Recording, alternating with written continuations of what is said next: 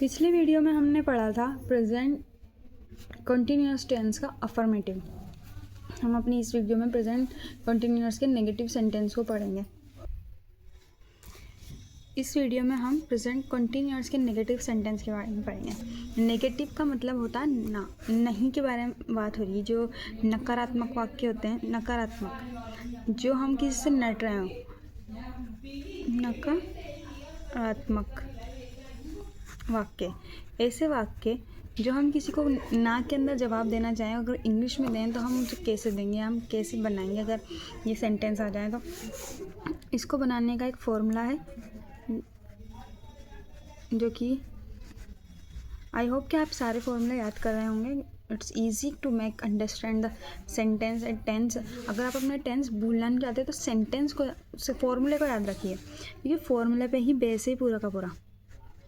Subject plus helping verb plus not plus verb की first form plus ING plus object.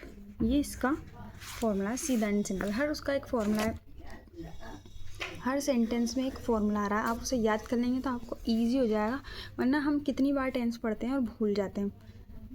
हम पता नहीं कितनी बार हमने टेंस पढ़े हैं, लेकिन टाइम टू टाइम हम उन्हें भूल जाते हैं। थोड़े दिन बाद जब बोलने की बारी आती है, ऐसे समझने में तो आ जाते हैं, लेकिन अगर हम उनकी प्रैक्टिस नहीं करेंगे तो हम भूल जाएंगे।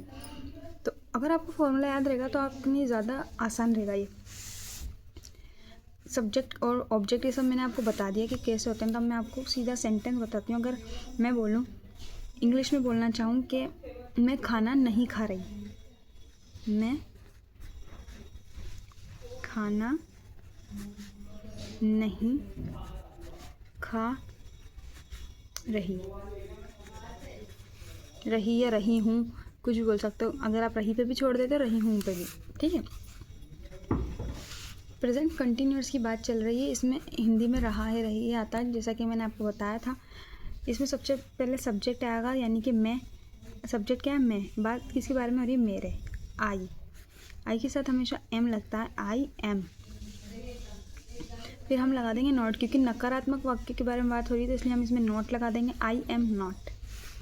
क्या बात हो रही है? काम क्या हो रहा है इसमें? मेन चीज़, मेन वर्ब क्या है? खाना। तो खाने को हम ईट कहते हैं। आई एम नॉट, ईट के साथ आई एन जी जुड़ जाएगा। आई एम नॉट ईटिंग, मैं खा नहीं रही। अगर यहाँ तक बोलें तो ये हो गया मैं नहीं खा रही। क्या नहीं खा रही? खाना, फ्रूट्स, जो भी। अगर आप यहाँ पर फ्रूट्स की बात करें तो आप फ्रूट जोड़ सकते हैं यहाँ पे, वेजिटेबल्स, सब्जी, बिरयानी, जो भी अगर आप लिखना चाहो। लेकिन यहाँ पे खाने की बात थी तो मैं यहाँ पे खाना लिखूँगी। I am not eating food. आप कुछ और चीज़ बोलना चाहो, लाइक एप्पल, बनाना, जो भी आप कहना चाहो। I am not eating food. अगर मैं यहाँ पे एप्पल की बात करती तो मैं फूड की जगह एप्पल लिख देती। जैसे मैं कहूँ कि मैं सेब नहीं खा रही, या मैं बनाना नहीं खा रही, या मैं कुछ भी नहीं खा रही। कुछ अगर एज अ चीज़ जिसके बारे में बात हो रही है वो हम फूड की जगह यूज़ कर सकते हैं। और अगर हम कहना चाहें कि मैं नहीं खा रही, आई एम नॉट ईटिंग, मैं नहीं खा रही। इसी तरीके से हम अपना दूसरा सेंटेंस बनाएंगे। अगर मैं कहूँ कि शीला डांस नहीं कर रही, शीला, सॉरी इसको हिंदी में लिखना है, आई एम सॉरी, इसको यहाँ से लिख देती हूँ हिंदी में। डांस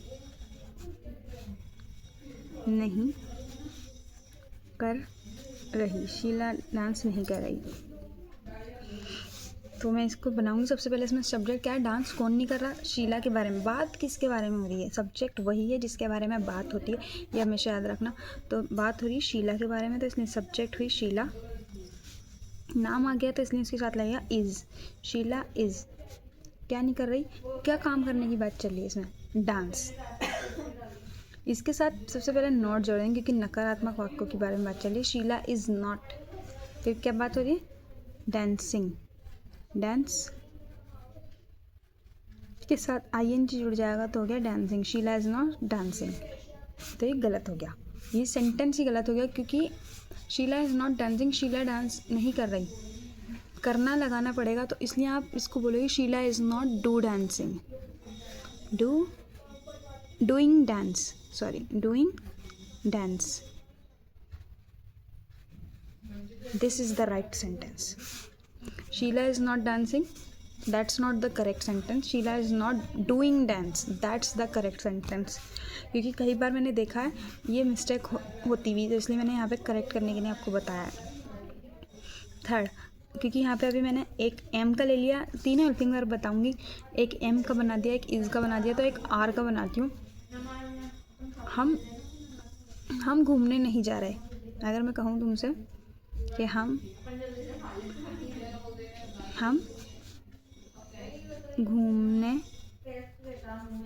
नहीं जा रहे.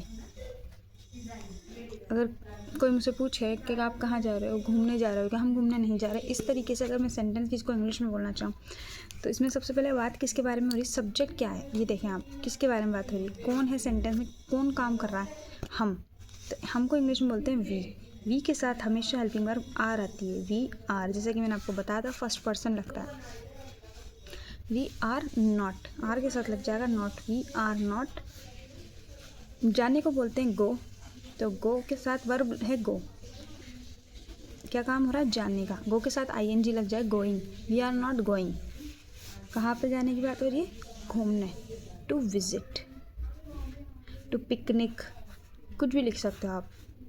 यहाँ विजिट लिख देती हूँ, आप पिकनिक भी लिख सकते हो, एज योर चॉइस. दैट्स, मैंने इसमें तीनों हेल्पिंग वर्ब बता दी हैं. अब आप बनाने की कोशिश करिए, देखते हैं कितनी बनती है. और अगर कुछ भी समझ नहीं आया तो let me know in the comment section. अल्लाह हाफिज़.